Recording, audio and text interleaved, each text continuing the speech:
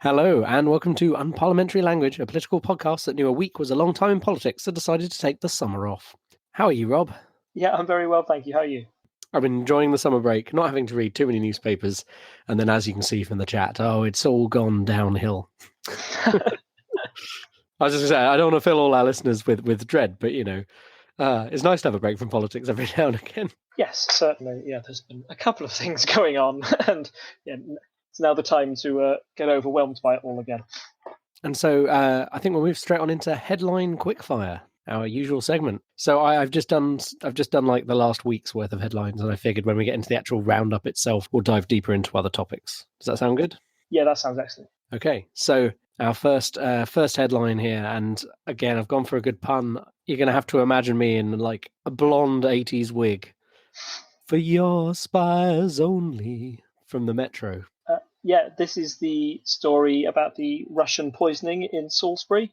This is one that we covered a little while back, where a former Russian agent and his daughter were poisoned in a Novichok attack. The UK had suggested that it was Russian spies for a long time, but hadn't been able to pin it on anyone.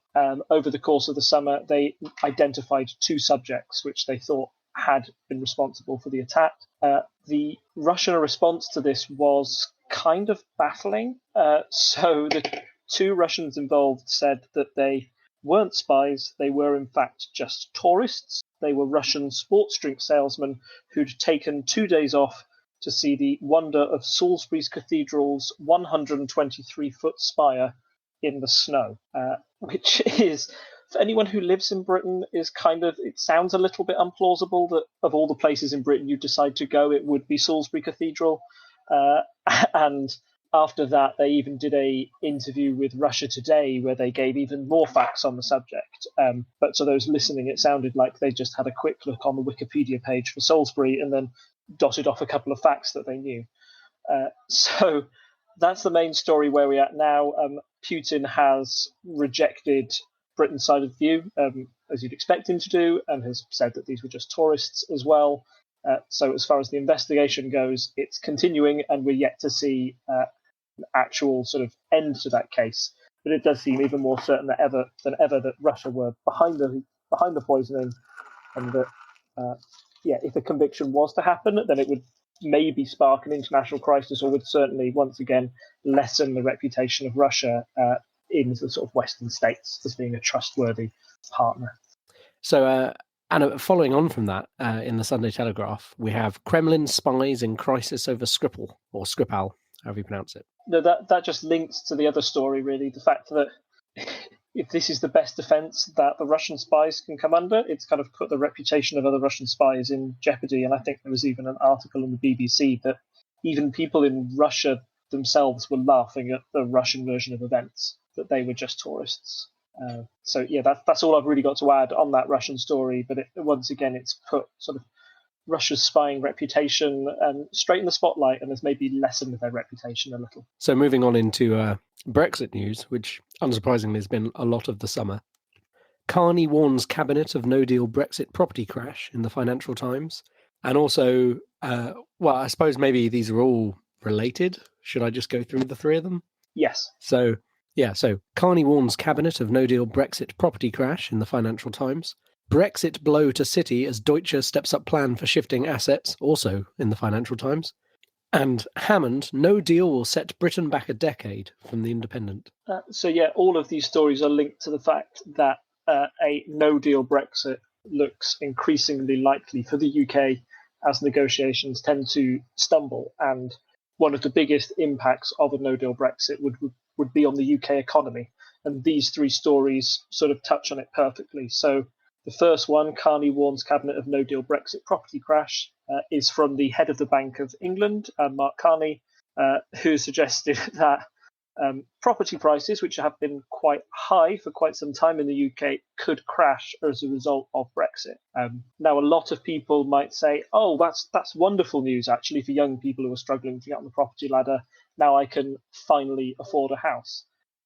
However, what it would also lead to is probably those who already have a mortgage having to pay far higher rates, or being in negative equity, It would make borrowing a lot harder for those who are looking to buy a house. So the young people would still probably struggle to get the financial capital together, buy a house. And those that would probably profit most from a property crash would be those who already have the money, i.e. the super rich, who could then buy up the cheap property and rent it out. So I do think anyone who sees that as maybe as an opportunity, it might be a little short-sighted to seeing that as a long-term solution to the housing crisis.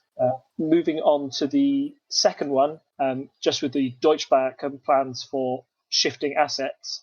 This follows a couple of stories that we've had previously. I think there was an airline, I can't remember which one, who was moving their business from the UK to Ireland. We've also got more banks suggesting that they might relocate to Europe if there is a no deal, that would mean that they might struggle to do fair trading across Europe. All of these financial things kind of ties together in the last story that no deal would set Britain back a decade. It's been exactly a decade a couple of weeks ago from the financial crash in 2008 that caused huge damage and maybe damaged a generation for a while. So to see a crash of that scale and a crash that would be all our fault, not one that we could avoid, a result like that would be one that the Chancellor, Philip Hammond, would look to avoid and hopes that we can get a deal so we can not have a crash of that scale. So we'll move on to the Daily Mail with "That's Rich, Archbishop." This is the story that the Archbishop of Canterbury has been getting sort of more involved in politics than most religious leaders have in the past. He's been quite a vocal critic of the government, or at least their cuts to local services and the effect that that's having on the poor in Britain. He's also been quite critical of payday loan companies. So we've had companies like Wonga.com, which offer people quick credit, so you can borrow £1,000, but it's at an extortionately high rate.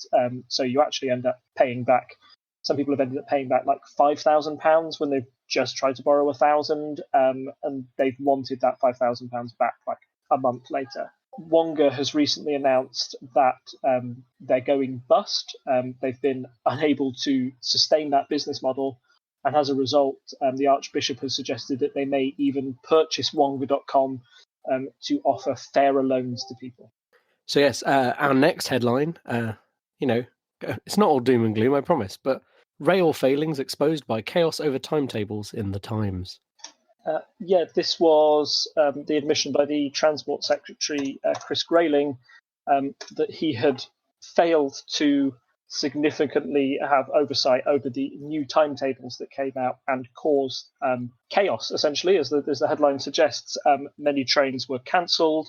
I don't know if you yourself were affected by the changes, but I know that there were several timetable changes put in place to try and raise efficiency, but actually ended up having exactly the opposite effect. I mean, I've been fairly fortunate because most of the issues have not been with South Western Rail. Mostly it was Southern, which is a bit further around from where I am. But one of my colleagues was actually, I don't know if you saw a story from earlier in the year about a train that got stuck for something like 4 hours and people were like stuck, they couldn't get off, people needing loo, etc. It was just like a train home from work, should have taken them 20 minutes. So I do know some people who are personally affected by some of the problems from the timetable. We don't normally throw in headlines. The website we use for the headlines is UK-based. It has, we tend to focus on the more English papers, I suppose. It does have the Scottish papers in there as well. Occasionally has like the Irish papers and the Welsh papers, but it doesn't tend to have American news. And they've just started adding in the New York Times. And I've only really put this in because I want people to have a look at the front page here. It was the New York Times, the plot to subvert an election. And I'll try my best to describe this picture. You can look at it in the show notes, but I'll try my best to describe it. It's Donald Trump's head, and then it's kind of peeled away a bit like a Matryoshka doll. And inside you have all the various people who've gone down through the Mueller inquiry. And in the center, the central Matryoshka doll is Putin's head just staring out at you. Yeah, it's quite the image as I'm looking at it now, and it's quite the story, and it's one that appears to be sort of unraveling the further we get into the Trump presidency. I do suggest you go to the website, actually, that has the story. They've got a great timeline of the parallel threads, trying to link together everything that's happened. So You've got direct contact with Russians by Trump officials from June 16th, 2015, and then they show how in early 2016 that led to sort of Russian social media fraud and Russian hacking of the election. So the suggestion the paper's making there is that Russia had a direct influence on the election, and we've already known from the independent sort of FBI investigation into this that they certainly believe that Russia had a big impact on the election. They haven't linked it directly with the actions of President Trump, who still very strongly denies any suggestion of collusion between him and Russian officials. But yeah, seeing that timeline spread out like that, it's quite. You can certainly see the link between the two, or at least the suggested link. Over the summer, there have been a couple of important Russian investigation stories that have broken. I can't remember if we touched on it last time, but there was one very bad day for Trump where Paul Manafort, who is Trump's campaign director, who was found guilty on 8 counts.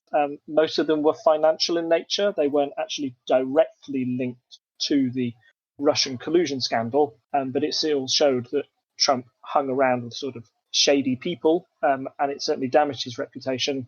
And since then, Manafort has agreed to work with Robert Mueller's inquiry and give any sort of information he knows about any Russian collusion. Also, on that same day, we had Trump's former lawyer, Michael Cohen. He was charged by the FBI, and he said that a candidate had released federal funds to help influence the result of the election. Now, the federal funds everybody thinks he was referring to, even though he didn't name the candidate, was the use of campaign funds to pay Stormy Daniels, the adult actress, who has alleged an affair with Donald Trump. And it was suggested that Donald Trump paid Stormy Daniels hush money to try and keep that story out of the media during the election campaign. All of that, again, isn't directly related to the Russian collusion. That's a very different scandal. But again, it suggests that Trump is in trouble and that more could come out. And the more people that flip, the more people that give information to Mueller, the net seems to be closing in around Trump at the moment. I'm sure we'll have a chance in a future episode to cover some more of what's going on with Trump after we've had this kind of summer roundup. So I suppose a final thing I've got, because there's a lot going on with Brexit. There's a famous phrase that a week is a long time in politics. So I'm just going to read out 3 headlines from the last week. So the first one on Monday in the Times: boost for May as EU backs Irish border plan. So that's, pretty good. Come Thursday, the Daily Telegraph: Chequers as dead as a dodo. And then on Saturday, we had May's finest hour in the Express. Although in fairness, the Guardian one was kind of more just a direct quote on that day. With "I have treated the EU with nothing but respect, and the UK expects the same." Yes, this is the ongoing story of Brexit negotiations. There were crunch talks in Salzburg this week that was meant to be an opportunity for the UK and other members of the EU to get together, discuss the PM's plan, which is commonly known as the Chequers Agreement, because it was agreed at the sort of prime ministerial residence in Chequers by her cabinet. That's our sort of blueprint for how we'd leave the European Union. We've talked about it a little bit in the past on previous episodes, but there were a lot of question marks over some controversial features, one of them being the Irish border, which seems to be the biggest sticking point. So having that story on Monday that the EU backed the plan for the Irish border seemed to give us some hope that we'd reach a deal and that we'd avoid this no deal cliff edge that we've sort of thought we were going towards, but this might save it. Then just before on the Wednesday, I think Theresa May released quite a harsh opinion piece in German newspapers anyway, kind of saying that the UK will not budge. This is the UK's position. We can't negotiate. This is sort of a take it or leave it, sort of parroting the phrase that she said before, that no deal is better than a bad deal. And essentially, this was the best deal the UK could deliver. That seems to have upset some officials in Brussels, and the response on Thursday was quite sort of stringent from the EU, who said, no, we don't like this plan. We especially don't like the EU Ireland border. We're going to throw it out. And I think there's an image on Donald Tusk's Instagram. And so Donald Tusk, who's the EU president at the moment, had a picture, which I will try to find now. Oh, is this the cake and cherries one? Yes, the cake and cherries, which is an image of him offering Theresa May a cake, and then saying a piece of cake perhaps, and then sorry, no cherries, which suggests that the UK can't just cherry pick the best bits of the EU that it wants. It must abide by those sort of 4 freedoms, those 4 pillars that we've discussed in the past of freedom of trade, freedom of movement, etc. So, yeah, it all seems to have blown up in May's face a little, which led to her response on Friday, which said, basically, I've treated the EU with nothing but respect. The UK expects the same, kind of saying that she was shocked to be rejected this soon. And many people were. I think the consensus in the political world was that Salzburg would be an opportunity to discuss differences. And if they were to reject anything, it would be later in October, closer to the final date. To be rejected now and to say to May, no, you've got to go back and redo this Chequers deal, a deal that sort of cost her many political allies, appears to make us feel weak and has sort of edged us closer towards a no deal. There's a graph online somewhere of the pound during Theresa May's speech where she said, I've treated the EU with nothing but respect, and it just goes down. It dips quite significantly. So this is kind of the ongoing story, the rumbling story that we've had through a lot of our podcasts recently, that the UK appears to be edging closer and closer towards a no-deal Brexit scenario, and this week certainly hasn't helped things. I know we talked about it previously on this podcast, that it was concerning to us how likely we thought it might be that we would end up in a no-deal situation. And I mean, you mentioned to me kind of the timeline for us really having to have a plan sorted before the Christmas break because of how votes go through in the European Parliament. So yeah, it's worryingly close now. It's September. I tend to plan my calendar a few months out, and I feel like if you haven't got a plan for what you're actually doing, a few months before the thing, that is very concerning to me. Some people say, how much does politics affect their lives? And not really, whoever's in charge, it's still all the same stuff. But no, everybody will feel the effects of a no-deal Brexit if it happens. It will be really disruptive at the very least. So, yeah, fingers crossed, doesn't happen. But that's definitely yes. Let's tinge this with hope. We hope that doesn't happen. But I mean, there's some concerning stuff in the news at the moment, and we're back to cover it. So we'll see what happens. So I suppose that brings us on into our main topic, which is a summer roundup. We weren't quiet over the summer, but we weren't discussing the news. So I think you've broken this down by party. So shall we lead on straight into that? Yeah. So I've started with the Conservatives. I must admit, I'm not going to go on about this a lot because the Conservative story is sort of the story of the UK and Brexit, and it's been dominated by Brexit and how we'll get a deal past the EU. And as we've discussed, that's not really going well. The only thing I wanted to add is the fact that the Conservatives have this sort of interesting subplot that even though you've got Chequers through, and Chequers is not going to be, it looks like it's going to be rejected by the EU as too hard, too hard a Brexit, there are still those within the Conservative Party who want an even harder Brexit still.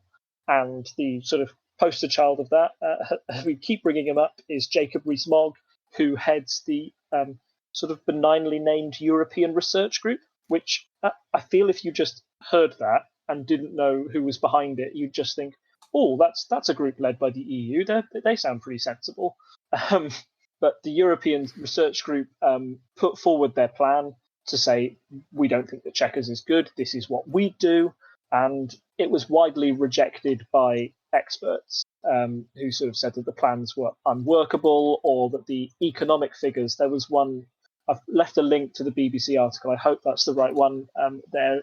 You can look at it in the show notes, where the BBC says that this economist has said that we'll make this much money. However, if you like a deeper dive into this and read this summary from the Financial Times back in 2015, this economist is very much on his own about how he does his maths and where he thinks that the trade will come. So the Conservatives still have sort of division within their party. It's a little bit ironic that the hard Brexiteers, even though they've had the same time as the government to put forward their plan, were only able to put forward their exact idea of what Brexit was about 2 weeks after the Prime Minister had hers, and two years in. So I don't think that they're sort of like serious about enacting that plan.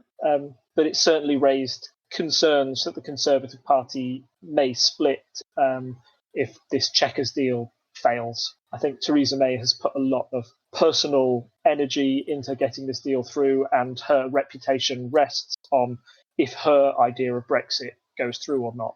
So you've got people like Boris Johnson and Jacob Rees-Mogg waiting in the wings to take over if anything does happen. On that note, Boris Johnson, what's been happening with him over the summer? Because he's managed to make a few headlines himself. Unfortunately, poor old Boris led to a split with his wife. His wife kicked him out, essentially, because it was alleged that he was sleeping with an aide. Boris Johnson's already got a bit of a reputation for sleeping around. He's known as Bonking Boris in some of the in some of the tabloids. So this did affect his image somewhat, and maybe put it on his official leadership credentials on the back burner. Although he appears fairly immune to a scandal, a little bit like President Trump in that way, not just in hairstyle, but also the fact that he can get away with anything. I don't know if the British public would accept somebody who's been so regularly in scandals and seems so out of favour with not just those sort of like within his party, but outside it as well. So yeah, that's the Conservatives at the moment. I think they're putting a brave face on things, but if anything was to happen, if this Brexit deal does blow up, then I can see them maybe not the party splitting, but certainly not leading with Theresa May into the next general election. So I suppose we mentioned that before on this podcast, that Theresa May is unlikely to continue to be Prime Minister. However well Brexit goes, she will, even if she pulled it off perfectly, it splits the country in two, and people are not going to be happy with her, whatever happens. And so there are these people, as you say, lining up in the wings. But we also had talk, didn't we, from Labour of a snap general election, or planning towards a snap general election before Christmas. Yeah, it seems. I mean, the idea of a general election before Christmas seems mad to me. I think there was a story in the Times today that suggested Theresa May's aides were suggesting that they might have to call one in November to kind of confirm the Chequers agreement. As I've suggested, I think that would be madness at this point. Yeah. Not only has May proven herself to be not a very effective leader during a general election campaign, so in 2017 she let nearly a 20-point lead slip to like a 2-point lead in the polls, and her party lost a majority in Parliament. So she certainly doesn't have good faith among the electorate. Also, the Chequers agreement is seen as quite like universally unpopular, both with those who want to remain and those who want to leave. So calling a general election on that matter also seems bonkers. As well as that, the last reason is that you're having Brexit negotiations. If you do a general election, Parliament dissolves, everybody stops what they're doing, everybody has to start campaigning, and you lose a precious month where you could be negotiating with the EU. The EU cannot negotiate with anybody if they don't know if the next Prime Minister is going to be May or Corbyn.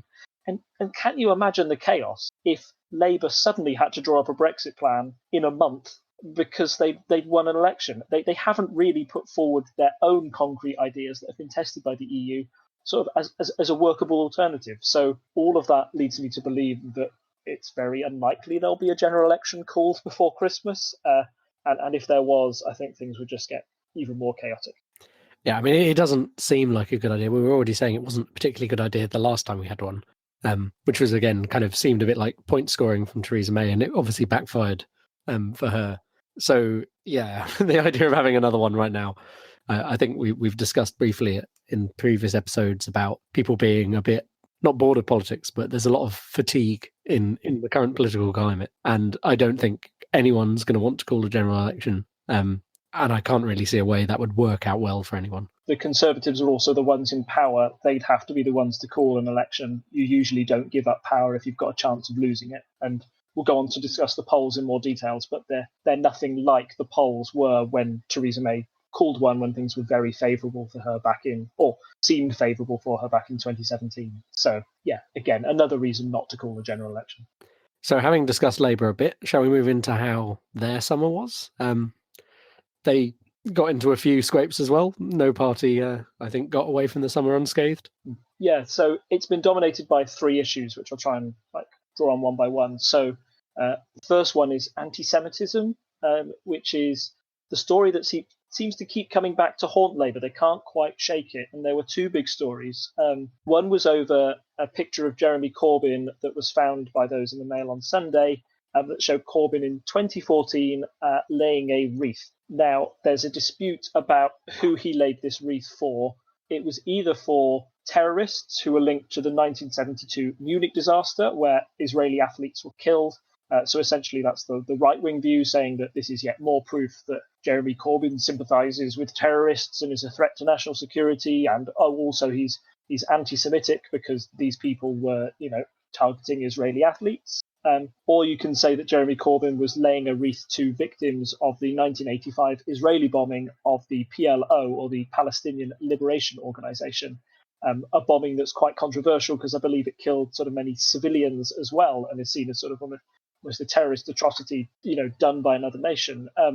So there are these 2 versions of the story. It's unclear which one he laid it for. But again, it sort of looked bad for Jeremy Corbyn, and I would suggest for a good balanced view that you go to the show notes and look at the BBC article that takes a very sort of neutral view and presents both points of view. The other part that sort of touched on the anti-Semitism line that we've got in the Laity at the moment, or at least the crisis surrounding them, was that before the summer had even begun, there were some members of the party, I think most at the forefront of that was Margaret Hodge, a Jewish MP who said that Labour should adopt the International Holocaust Organization's definition of anti-Semitism and add to their constitution.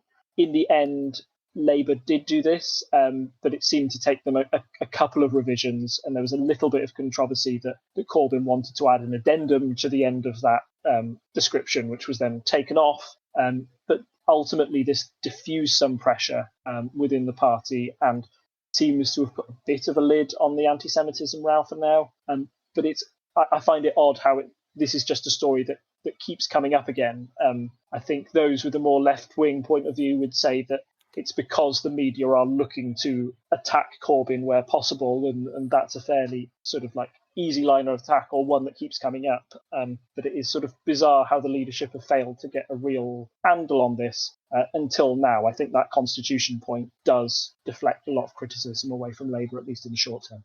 It's interesting to see as well. So we tend to discuss the headlines that are from the main papers, as I mentioned earlier, and I'm just scrolling to see if I can find it. But there's also on tomorrow's papers today, they have some of the other papers that you might not pick up or even see in your local supermarket if you're depending on where you live.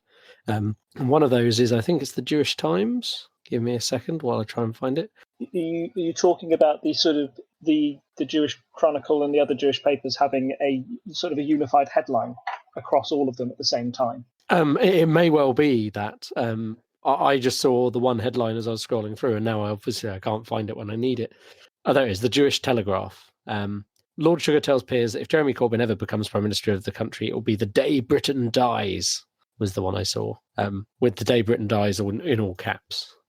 I know nothing about the Jewish Telegraph. Apparently it's Britain's only regional Jewish newspaper, so I don't know what their views are as a paper, etc. But I'll put that link in here. Yeah, it's a touchy subject, and one that's hard to understand and dig deep into, and one that I don't really fully understand as well. All I can sort of comment on is the perception that it's created around the Labour Party, which appears to be very negative, but it's based on sort of your views on Zionism and anti-Semitism and all of that, which I don't really understand, fully, and is a very sensitive topic to go and talk about. What I can say with some certainty is that it appears to have affected Labour's perception within the Jewish community. I think we already talked about in a local election where there was one area of London that had quite a big Jewish community, and Labour lost that and lost the chance to take over a council, and many people directed that or linked it to the anti-Semitism crisis that had been happening at the top of the party. So it's something that continues to roll on. I don't know I think this addition to the Constitution at least puts it in writing that Labour are not an anti-Semitic party, and they are doing exactly what the International Holocaust Organization says, and they will act on that. But I guess the proof will be in the pudding to see if people come forward with allegations of anti-Semitism, if the Labour's constitution is sort of upheld, and that they stick to that new wording that they've put in. So there's still more on Labour. I think that's probably our biggest section this evening. Up next, we've got MPs and deselection. So I think there were some targeted Facebook ads today, or maybe it was a friend sharing something, but talking about how this is described as Corbyn democratising the Labour Party. So the idea that MPs no longer have vetoes on who can be put up for election within local Labour parties, and deselection I think we've touched on before. So the idea that if you can remove someone who is the MP from running in the future. Yeah. So we had our first MP leave Labour over the summer. So John Woodcock, he had a vote of a vote of no confidence in him done by his own local party and lost. Then Woodcock left, but didn't do as a result of that vote. Kind of said that he was leaving because he didn't agree with Jeremy Corbyn, but those who support Jeremy Corbyn suggest that he sort of jumped before he was pushed. And one of the main reasons that they think John Woodcock was deselected by local members was because he's a supporter of a hard Brexit. He's one of the few Labour MPs who actually supports the government's policy to leave the EU, and his support for the government led to the Conservatives being able to pass parts of the Brexit bill that could have been defeated by Labour otherwise. So that might be one MP who deserved to be deselected, or at least has quite a tumultuous sort of relationship with his local party. But there are others that are seen as more centrist, that worry that their job might be under threat as more left-wing, or as they might see it, more radical left-wing people get into the party and choose to deselect them. There was a big worry in the 1970s or 80s where MPs said that Labour parties were being infiltrated by Stalinists and Trotskyites, people who like Trotsky, basically, to force the party further to the left. And they worry that although those ideas are popular amongst the most politically active, that those might not be the views that the general public share. So that's the view of the central MPs who worry that their jobs are under threat. Those in the sort of momentum wing or the left wing, like Corbynites, are saying that these changes are needed to help it make it more democratic. That MPs shouldn't assume that they have a job for life, and that the Labour Party has changed a lot from 1997 to now, and that the policies of Blair have sort of been rejected by people, and people want more left-leaning MPs as well. Even today at the Labour Party conference, so breaking news just coming in, they've agreed to lower the threshold needed to sort of force a deselection of an MP. So it used to be 50%, but now that threshold has been reduced to 33%. Some were worried that there might be mandatory reselection before every election, so that it didn't require the local party to force this vote to happen. Just no matter what happened, every MP would have to go through an election before they stood in Parliament. But that suggested change failed. But it's still shown quite like a big shift for Labour, and suggests that they want to have more Corbyn-supporting MPs within the Labour Party. And then I suppose our final point, which has been the thread all night, Brexit. So, yeah, I'll try and keep this one short, but the main thing is that the Labour Party, despite being the opposition, still officially support the view that Britain should go ahead with Brexit. And maybe this view that we should still go ahead with Brexit as we're edging closer and closer to a no deal has got more and more unpopular, particularly amongst Labour members. And a recent poll said that 86% of members supported a second Brexit vote. So the idea that we could have another referendum to decide if we actually want to leave the EU or not. And 90% of members thought that Britain would get a bad deal if we continued ahead with the current course. So with Labour still supporting Brexit, there have been a lot of calls for them to support this idea of a second Brexit vote. And at the Labour Party conference that's just started today, Jeremy Corbyn has now said that he would support the views of the members if they voted on a conference resolution to have a second vote. So it appears that Jeremy is prepared to listen to people. There was a bit of worry that Corbyn had been a bit lukewarm on the idea of remaining, that he did want to go through with it, and that he might reject the views of his party reject the views of his party membership. However, this sort of goes against everything that Corbyn stands for. Corbyn has been a big proponent for democratising the Labour Party, making it listen to the views of members more, and strongly believes that that's a good way to get elected in the long term. With that going through, or if it does go through at the Labour conference, it could change the fortunes for Labour in the long term. Yeah, and I mean, it would be interesting because we're about to get onto the Lib Dems, and obviously they've taken the big anti-Brexit stance. And how's that been working out for them? Yeah, well, it's not been working out very well for them. They've polled about consistently 7 to 8%. That has, we'll go into it in more depth with the quick polls update, that has spiked a little bit recently.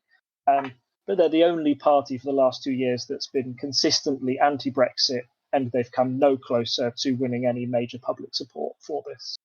So much in the fact that their current leader, Vince Cable, has agreed to step down at the end of the year, and has even suggested that a non-MP might become leader of the Lib Dems, which sort of highlights a couple of things to me.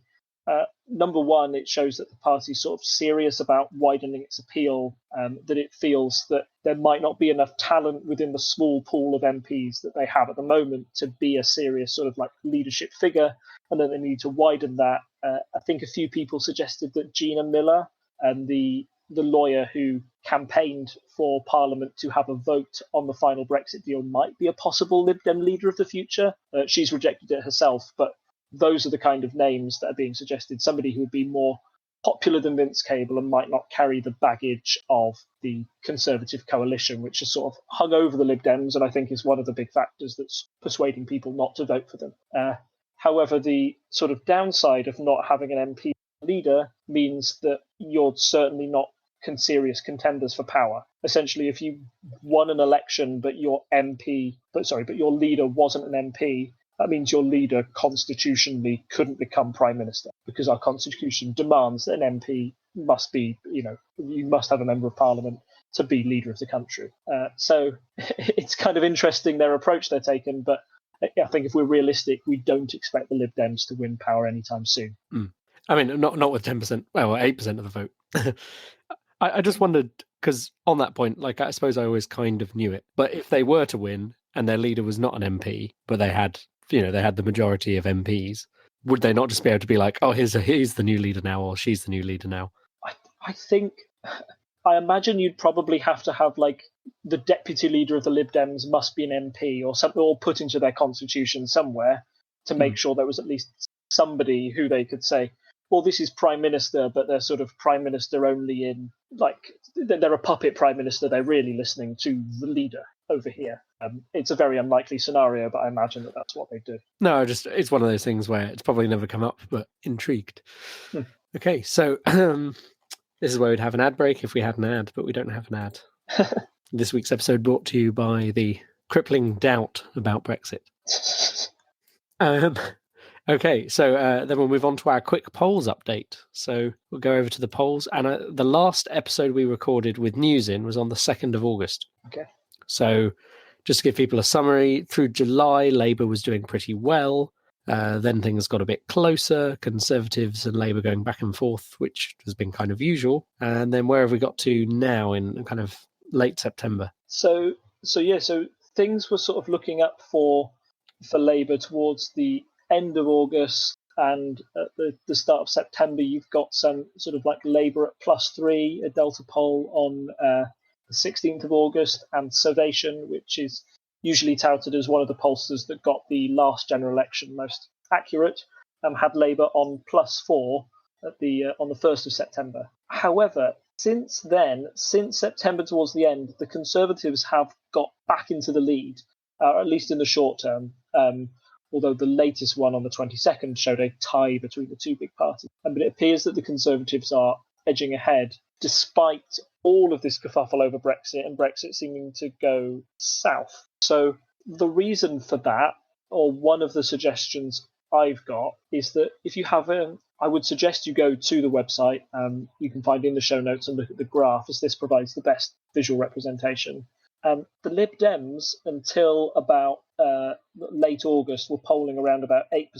Since then, they've sort of spiked up to almost 10%. And that seems to mirror the spike down in the Labour Party, which suggests to me that as a no-deal Brexit comes ever closer, people's desire to stop Brexit has risen, and the only party that was providing that option was the Lib Dems. That was until about yesterday, where Jeremy Corbyn said that he was open to the idea of a second Brexit referendum and would listen to members on the matter. So my suspicion is that the Labour Party might regain that support and might go above the Conservatives if they stop losing votes or losing support from the Lib Dems. I don't know what you feel about that. I mean, that is interesting because, as you say, in fact, there's an Ipsos Mori poll from the 18th of September where the Lib Dems hit 13%, which is higher than we were just saying in our kind of summer roundup. But then if you do look back, it is, they tend to peak at 10 or 11%. That sounds kind of reasonable. I can see why, as people get more concerned about Brexit, they would move towards the one party that had been saying we're anti-Brexit. And if, as you say, Labour's just changed their view on that, then, or potentially changing their view pending a vote. But, if 86% of people in the party think one way, that's pretty likely that it's going to change the view of the party. I think I broadly agree with you there. I don't have any particular reasons to disbelieve your hypothesis.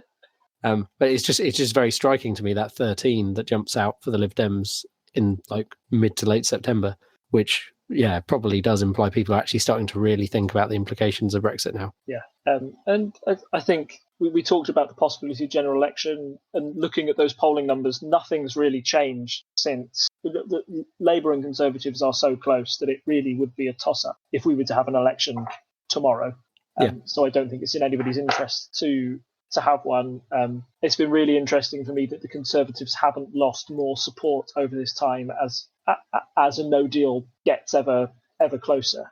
You'd think that the public would punish the party in charge of putting that through, and I think I'm going to say that I'm saying this without any polling figures to back this up. It's just a feeling that I feel most people think that Brexit negotiations have gone badly, or we are likely to get a bad deal out of it at the end of it. So you'd expect people to punish the Conservatives for that. But not seeing that is quite weird, and to see them still ahead or at a tie kind of suggests that people still think they're the best option in the short term, at least. The percentage of people saying, was Britain right or wrong to leave the EU up until February 2018 was still fairly... it's slightly gone in favour of wrong to leave the EU. This from a BBC article that I'll post that came out in March. Obviously, that's not up to date. But I would say people were concerned. We raised some concerns on the podcast last year, or earlier this year, last political year, I suppose. It's like the school year. And then it has got more and more like our worst fears. And you can see, the graph in that link, you could draw a line and you could see it crosses probably around June, July 2017. But then it hasn't got there's still a strong, it still looks over 40% of people saying that Britain was right to vote to leave the EU. Oh, that's specifically to vote to leave the EU, as opposed to whether they want to stay. It looks like there would be quite a chunk more of did not vote people who would vote Remain now, based on several sources. But that's from March. It's not the most up-to-date polling data. But yes, no, I get what you mean. There is a general feeling that, this is going badly, or if not as badly as we thought it would, worse. Sorry to kind of end on a bit of a downer there. So before we wrap up, do you have a question for me? Because if not, I think we had a listener question in the chat. No question yet. No, I'm keen to answer that listener question. Let's go ahead with that. So the question was from our listener, Emily: what would you guys want to happen with the mess that is called Brexit? So, what do we think should happen now, given that everything is going a bit pear-shaped? So personally, I'd want anything that would stop it going forward. One method would be a second vote, but I do fear that a lot of people are saying we should have a second vote, kind of assuming that Remain would win. But I'm not convinced by that argument at all. If anything, I think it would. I've spoken. This is very anecdotal, but I spoke to my father the other day, who suggested that he would double down on what he thought the first time, even if it did mean that we'd head towards a no deal, because it would be seen sort of as going against. We can't just change our minds. We've got to go through with it now. Like we decided, that kind of aspect, and I think it still would be so close. That we'd really run the risk of losing a second time, and if you lose a second time, no going back from that, definitely. So my kind of realistic hope at the moment is that we at least have an extension to the Article 50 process, that we're allowed to rumble on for maybe 2 more years or another year, or that the EU tries to extend the process, anything to avoid a no deal, because no deal is something that really concerns me, with the economic impact that it could have and the social impact it could have. What do you think about it? Are you of a similar mind, or? I suppose, yes, similar. I mean, so I still think when it comes down to it, the fact that it was like 52 to 48%, I think you could reasonably go back now and say, look, we're not having a second referendum for the reasons you've mentioned. And you say, look, 52 to 48%, that's really close. And yeah, we shouldn't have done it. Someone needs to essentially apologize and say that was a bad idea. But like now we're far enough from it that you can basically blame it on Cameron. He's not a politician anymore. And, I think that's how if you were trying to do the damage control, that's how you deflect it. You'd be like, oh, well, it was someone else's fault. Are you suggesting we do the very British thing of just pretending it didn't happen, that it was a bit socially awkward and we all move on? Essentially, I think that's the thing. Like, as you say, that having a second vote is as risky as having the first vote was, especially if, as you say, people double down. You have to get those people who didn't vote and say they would vote Remain now out, like in droves, to ensure that it does go the way that we would like it to go, which is to Remain. I think probably, yeah, if, obviously, if I could click my fingers magically, I would have the vote never have happened and we'd stay in the EU. I think probably, there have been several times that the EU leaders have said, look, if you don't want to do this, we're okay with you staying, So I feel like that would be the answer to have essentially, look, we're really sorry about what's happened, but like, we understand that there are people who are concerned about being in the EU. That's what the vote showed. And then you have to discuss, where do we go from there? And, if that is, it's just the fact that it had to be within 2 years. All of it seems to have been like, we've discussed this before, but several bad decisions, one after the other. It's like, first we had the vote, then it's, we have to trigger Article 50 and we've got 2 years and we'll totally be able to sort it. Like, if that vote clearly shows that some people are upset with the state of our involvement in the EU. And while I strongly believe that we are in the best position within the EU, where we have our veto and we can do various things we had already essentially cherry-picked a deal with the EU on a lot of issues. If you take that vote and say, look, well, enough of the populace are annoyed in some way with the EU, then we go and we have a discussion and stuff comes from there. And I think that's the only way it would really work. Exactly how that would work, I mean, I don't have a perfect solution. Yeah, I think if anyone did, we would have had it by now. That's the one thing. Well, why has it taken so long? Is it for 2 years? Is it because our leaders are unable, or is it just because Brexit's really hard? I think a lot of it's down to Brexit's really, really damn hard and very complicated to get right, whoever was doing it. No deal is sort of the easiest solution, because it requires the least action from us, or the least plan. That being said, it would almost certainly have the biggest impact on everyone as well. Yeah, I mean, I would obviously try and reduce the repercussions. And again, I think we've said this before. I mean, I feel that I am fortunate enough to be in a quite privileged position where I will probably be okay. I mean, I don't own a house, so I'm not losing out on sudden equity on my house because I rent. I mean, there's obviously going to be problems. Like if prices of things go up, it will affect me, and I'll have to be stingier with what I buy and so on. And I'm not thinking for a moment that I'll be unaffected, but I feel like I am in a fortunate position where I am, being in London, working for the company I do, that I will probably be all right. And I think there definitely was post the vote, I got this impression of this anger at the people who'd voted to leave. And, we had all these things, people saying, oh, well, everyone who voted to leave was stupid, blah, blah, blah. All these things, which we're not going to dive into, but people voted for various reasons that weren't all because they had the wool pulled over their eyes. And I think we want the option that's best for everyone, right? At the moment, it seems like the option we're going to get is going to most help Rees-Mogg and his other hedge fund friends, and then the rest of us will be in various states of annoyed. The people who actually, the working class people who may have voted for it will probably get screwed out of jobs.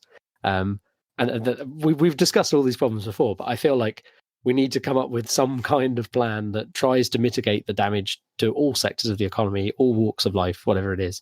I don't have a perfect solution, but it's not my job to have a perfect solution. Like, the politicians are supposed to do this and they're working on it all the time.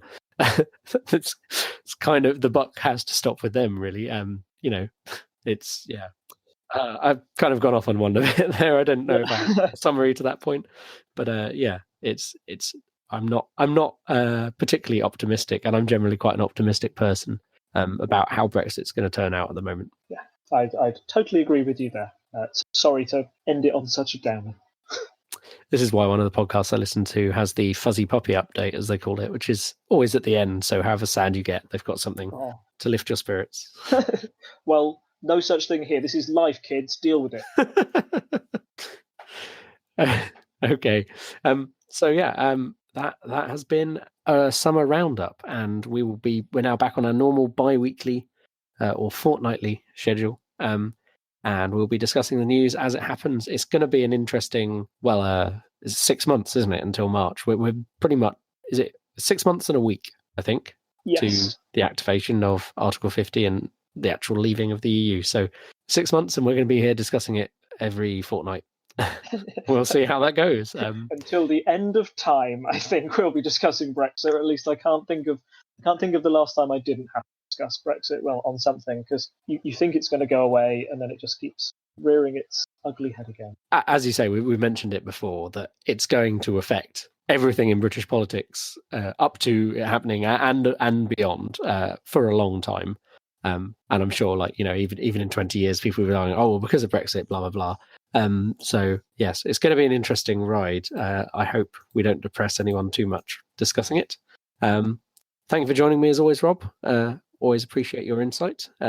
If you enjoyed the audience question this week, you can join us on Discord. There's a link in the show notes, allow you to come in and listen to the show as it's being recorded, and we can take audience questions that way. You can also find us on Twitter at Unparl Podcast. You can find us on Facebook at Unparliamentary Language. You can find us on Reddit at /r/unparliamentary. And of course, you can find us on the website where you can read the show notes at parliamentary.observer.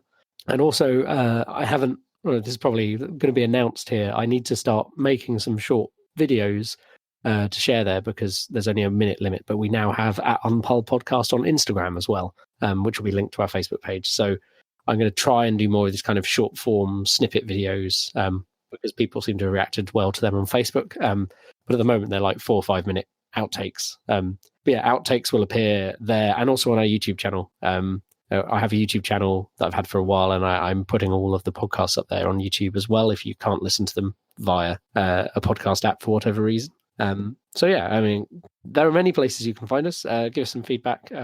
We'll just keep discussing the news. And I suppose... sorry, is there something you want to add? The only thing I'd like to add is that, I really enjoy the audience question, and I'd say that you don't feel you have to be listening to the podcast. If you're unable to, or if there's something that comes up in those 2 weeks, if you leave a question for us or drop a link in the Discord server that we can have a look at during that time, then I'll do my best to answer it, give our opinion on a certain aspect as well at the end of each podcast. I think that would be a really good way to drive audience content. Yeah. Tweet at us, put it on the Facebook page, wherever you can find us, comment on the website, all of those work. You can also email us at unparliamentary@tinkertailorsoldiersponge.com, which is a thing I don't think I've said out on the podcast before. Won't put that in the show notes because spam bots come and troll things if you put them in text, email addresses in text on the internet. But yes, you can email us at unparliamentary@tinkertailorsoldiersponge.com. And of course, my usual plug for our Patreon at patreon.com/TTSS, where if we get enough money, we'll be able to buy Rob a new microphone so you can enjoy his dulcet tones in even better quality. Cool. So I think it's good night from me. It's good night from him. Bye. Bye. Bye. Bye. You can also find us on Twitter at sorry, I kind of spat into the microphone there.